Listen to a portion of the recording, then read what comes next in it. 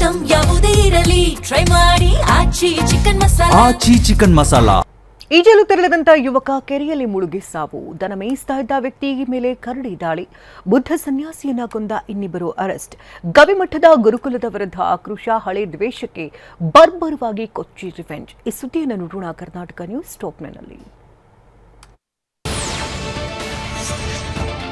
ಕೆರೆಯಲ್ಲಿ ಈಜಲು ತೆರಳಿದ್ದ ಯುವಕ ಮುಳುಗಿ ಸಾವನ್ನಪ್ಪಿದ್ದಾರೆ. ಕೊಪ್ಪಳ ಜಿಲ್ಲೆ ಕುಷ್ಟಗಿ ತಾಲೂಕಿನ ಬೋದೂರು ಗ್ರಾಮದಲ್ಲಿ ಘಟನೆ ನಡೆದಿದೆ. ಅಪ್ಪಾಜಿಗೌಡ ಕೆರೆಯಲ್ಲಿ ಮುಳುಗಿ ಸಾವನ್ನಪ್ಪಿದ ಯುವಕ. ಮೃತ ಅಪ್ಪಾಜಿಗೌಡ ಸ್ನೇಹಿತರ ಜೊತೆಗೆ ಕೆರೆಗೆ ಈಜೋದಕ್ಕೆ ತೆರಳಿದ್ದ. ಆದರೆ ಕೆರೆಯಲ್ಲಿ ಮುಳುಗಿ ಮೇಲೇಳಲೇ ಇಲ್ಲ. ಕುಷ್ಟಗಿ ಪೊಲೀಸ್ ಠಾಣೆಯಲ್ಲಿ ಪ್ರಕರಣ ದಾಖಲಾಗಿದೆ.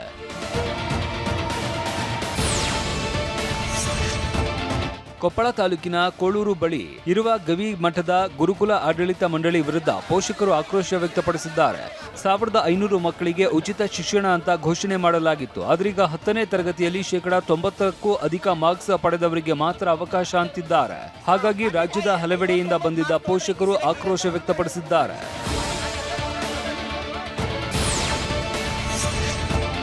ಚಿಕ್ಕಮಗಳೂರು ಜಿಲ್ಲೆ ಎನ್ಆರ್ಪುರದ ಬಾಳೆಕೊಪ್ಪದ ಭದ್ರಾ ಹಿನ್ನೀರಿನಲ್ಲಿ ಕಾಡಾನೆಗಳ ಹಿಂಡು ಪ್ರತ್ಯಕ್ಷವಾಗಿದೆ.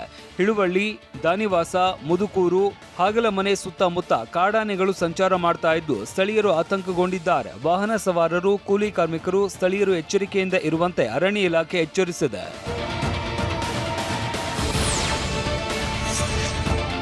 ಗದಗ ಜಿಲ್ಲೆ ಗಂಗಿಮಡಿಯ ಸರ್ಕಾರಿ ಮೆಟ್ರಿಕ್ ನಂತರದ ಎಸ್ಟಿ ಬಾಲಕರ ವಸತಿ ನಿಲಯದಲ್ಲಿ ವಿದ್ಯಾರ್ಥಿಗಳ ಅನ್ನಕ್ಕೆ ಅಧಿಕಾರಿಗಳು ಕನ್ನ ಹಾಕಿರುವ ಆರೋಪ ಕೇಳಿ ಬಂದಿದೆ.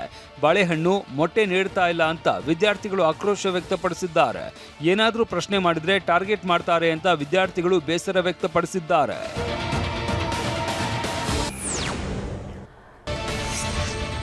ತೆಲಂಗಾಣ ರಾಜ್ಯದ ವಿವಿಧ ಅಭಿವೃದ್ಧಿ ಕಾಮಗಾರಿಗಳಿಗೆ ಪ್ರಧಾನಿ ಮೋದಿ ಶಂಕುಸ್ಥಾಪನೆ ಮತ್ತು ಉದ್ಘಾಟನೆ ನೆರವೇರಿಸಿದ್ರು.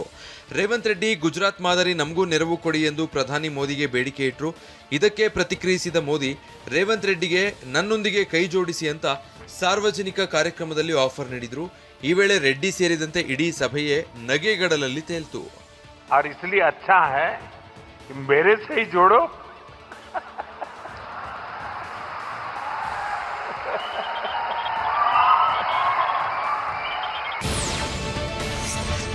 ಕೇರಳ ಸಿಎಂ ಯಾರಾಗ್ತಾರೆ ಅನ್ನೋ ಕುತೂಹಲಕ್ಕೆ ಇನ್ನೂ ತೆರೆ ಬಿದ್ದಿಲ್ಲ. ಆದರೆ ಅಲಪ್ಪುಳ ಸಂಸದ ಕೆಸಿ ವೇಣುಗೋಪಾಲ್ ಅವರನ್ನೇ ಕೇರಳ ಸಿಎಂ ಮಾಡಲು ಲೋಕಸಭೆ ವಿಪಕ್ಷ ನಾಯಕ ರಾಹುಲ್ ಗಾಂಧಿ ಇಚ್ಛಿಸಿದ್ದಾರೆ ಎನ್ನಲಾಗಿದೆ. ಮುಂದಿನ 2 ದಿನಗಳಲ್ಲಿ ಪಕ್ಷದ ಕಾರ್ಯಕರ್ತರು ಮತ್ತು ನಾಯಕರನ್ನ ಉನ್ನತ ಹುದ್ದೆಗೆ ವೇಣುಗೋಪಾಲ್ ಅವರನ್ನ ಬೆಂಬಲಿಸುವಂತೆ ಮನವೊಲಿಸಲಾಗುತ್ತೆ. ಕಾಂಗ್ರೆಸ್ ನಾಯಕರು ದೆಹಲಿಯಲ್ಲಿ ಎಐಸಿಸಿ ಅಧ್ಯಕ್ಷ ಮಲ್ಲಿಕಾರ್ಜುನ ಖರ್ಗೆ ಸ್ಥಳದಲ್ಲಿ ಅಧಿಕೃತವಾಗಿ ಸಭೆ ಸೇರಿದರು. ಆದರೆ ಅದಕ್ಕೂ ಮೊದಲು ರಾಹುಲ್ ಗಾಂಧಿ ಅವರನ್ನ ಕೆಸಿವಿ ಪ್ರತ್ಯೇಕವಾಗಿ ಭೇಟಿಯಾಗಿದ್ದಾರೆ ಎನ್ನಲಾಗಿದೆ.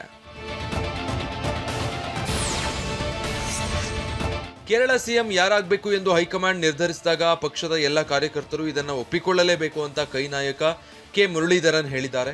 ಹೈಕಮಾಂಡ್ ನಿರ್ಧಾರ ಒಪ್ಪಿಕೊಳ್ಳುವುದು ಪಕ್ಷದ ಪ್ರತಿ ಕಾರ್ಯಕರ್ತನ ಜವಾಬ್ದಾರಿ. ಕಾಂಗ್ರೆಸ್ನಲ್ಲಿ ಹೊಸ ಪೀಳಿಗೆಯ ನಾಯಕತ್ವ ಉದಯಿಸುತ್ತೆ. ಅಭಿಪ್ರಾಯ ಭೇದ ಇದ್ದೇ ಇರುತ್ತೆ. ಈ ಹೊತ್ತಲ್ಲಿ ವಿವಾದ ಸಹಜ.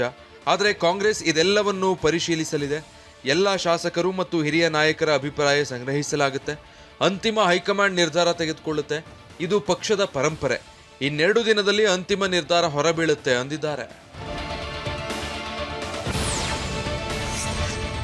ಹಿಮಂತ ಬಿಸ್ವಾ ಶರ್ಮಾ ಬಿಜೆಪಿ ಶಾಸಕಾಂಗ ಪಕ್ಷದ ನಾಯಕರಾಗಿ ಆಯ್ಕೆ ಮಾಡಲಾಗಿದೆ. ಸತತ 2ನೇ ಬಾರಿ ಅಸ್ಸಾಂ ಸಿಎಂ ಆಗಿ ಪ್ರಮಾಣ ವಚನ ಸ್ವೀಕರಿಸಲಿದ್ದಾರೆ. ಬಿಜೆಪಿಯ ಕೇಂದ್ರ ವೀಕ್ಷಕ ಜಗತ್ ಪ್ರಕಾಶ್ ನಡ್ಡಾ ಹಾಗೂ ಸಹ ವೀಕ್ಷಕ ನಯಾಬ್ ಸಿಂಗ್ ಸೈನಿ ಹಿಮಂತ ಬಿಸ್ವಾ ಶರ್ಮಾ ಆಯ್ಕೆ ಪ್ರಕ್ರಿಯೆ ವೇಳೆ ಉಪಸ್ಥಿತರಿದ್ದರು. ಶೀಘ್ರವೇ ರಾಜ್ಯಪಾಲ ಲಕ್ಷ್ಮಣ್ ಪ್ರಸಾದ್ ಆಚಾರ್ಯ ಅವರನ್ನ ಭೇಟಿ ಮಾಡಲಿದ್ದಾರೆ.